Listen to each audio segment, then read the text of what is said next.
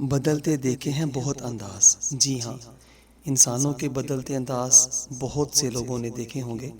کبھی غریب کا مذاق اڑایا جاتا ہے تو کبھی امیروں کو فقیروں کے صفوں میں دیکھا گیا۔ یہ اللہ کریم کی خاص عطا ہے ان مسلمانوں پر جو رزق حلال کمانے کے ساتھ ساتھ ہر وقت اللہ کریم کا شکر بجا لاتے ہیں۔ دنیا ایک آزمائش گاہ ہے اور اس کی رنگینیوں میں آج مسلمان گم ہوتے چلے جا رہے ہیں۔ حیرت ہے نا؟ جی ہاں، حیرت تو ہوگی، کیونکہ اگر یہ اپنے دین حق کو نہ چھوڑتے اور کفار کی تعلیم کو نہ اپناتے تو ایسا ہو نہیں سکتا تھا، مگر آج ایسا ہو رہا ہے۔ بچہ باپ کے سامنے جب اونچی آواز میں بات کرتا ہے تو باپ سہم جاتا ہے۔ بیٹی ماں کے سامنے وہ کچھ کرتی دکھائی دیتی ہے کہ ماں شرم سے پانی پانی ہو جاتی ہے۔ مگر افسوس، یہ سب کچھ دیکھ کر بھی جدید تعلیم کا بھوت ان کے سر سے نہیں اترتا۔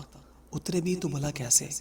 کافروں کی تعلیم کے تیزاب میں آج ہر مسلمان اس قدر اپنے آپ کو پگھلا چکا ہے کہ اس کی اب سوجھ بوجھ، اس کی عقل، فہم، فراست اور اس کے سوچنے کے نظریات بالکل بدل چکے ہیں۔ آج وہ بالکل یہود و نصارہ کی ہو بہو کاپی بن کے خود کو مسلمان کا ٹائٹل بھی دیے ہوئے ہے، مگر افسوس کہ دو رنگی چھوڑنے کو وہ بالکل تیار نہیں۔ یاد رکھیے، ہر ایک ادا میں آج ہم کافروں کی مثل اگر دکھائی دیتے ہیں تو یاد رکھیے کہ روز محشر ہمارا اٹھنا بھی انہی لوگوں کے ساتھ ہوگا جن سے آج ہم محبت کرتے ہیں۔ یہ سب کچھ دیکھ کر بھی جدید تعلیم کا بھوت ان کے سر سے نہیں اترتا۔ اترے بھی تو بھلا کیسے؟